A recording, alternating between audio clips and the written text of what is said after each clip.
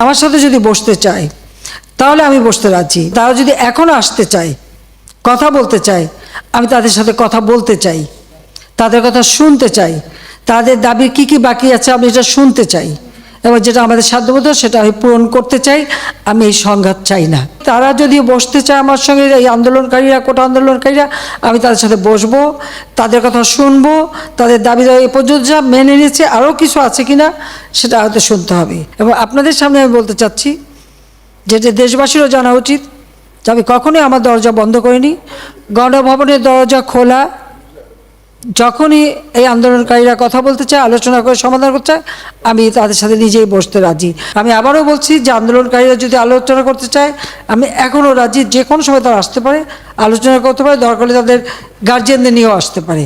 সার্বজনীন pension scheme, এটা কিন্তু 2008-এর নির্বাচনী স্তরে আমাদের ছিল যে আমরা এটা করব।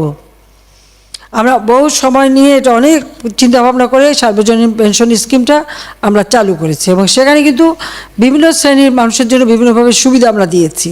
যে বিশ্ববিদ্যালয়, স্বায়ত্তশাসিত প্রতিষ্ঠান এবং প্রজাতন্ত্রের সকল বেতনভোগ কর্মচারীদের ক্ষেত্রে সার্বজনীন পেনশন ব্যবস্থায় অংশগ্রহণের বাধ্যবাধকতা বাতিল করে দিয়েছি, একবারে বাতিলই করে দিয়েছি। বিচার বিভাগে যে তদন্ত কমিটি করেছিলাম, আমি কিন্তু কারোর দাবির অপেক্ষা রাখিনি, কারণ আমি চাই যারা এর সঙ্গে জড়িত সে যেই হোক, সে পুলিশই হোক বা অন্য যে কেউ হোক, যারা অস্ত্রধারী, যারা এই ধরনের ঘটনা ঘটায়, তাদের সকলেরই তদন্ত হোক, বিচার হোক। এবং এই যে সমস্ত জিনিস জ্বালাও পোড়াও সবগুলি, শুধু ঢাকা না, যে কয়টা জায়গায় এই ধরনের ধ্বংসাত্মক কার্যকলাপ হয়েছে সেগুলি যেন তদন্ত করে যথাযথ বিচার হবে। তার জন্য আমি যে জুডিশিয়াল কমিটি করে দিয়েছিলাম, সেটা আরও 2 জন নিয়োগ দিয়ে এটাকে 3 সদস্য বিশিষ্ট আমরা করে তাদের কর্মপরিধিটাও বাড়ালাম, সময়টাও বাড়িয়ে দিলাম, যাতে যথাযথভাবে এটা তদন্ত হয়। আমি চাই যে ধরনের অন্যায় বা হত্যাকাণ্ড যারাই ঘটাক, তারা তো আমার দেশের নাগরিক। সে পুলিশ হোক, একটা শিশু হোক, একটা মানুষ হোক, সে সন্ত্রাসী হোক, ডাকাত হোক বা ছাত্র হোক, যাই হোক, এই দেশের নাগরিক। আমি এর যথাযথ তদন্ত করে তাদের বিচার হবে, আমি সেটাই চাই। যে হত্যাকাণ্ডের সাথে জড়িতদের অবশ্যই বিচার করা হবে।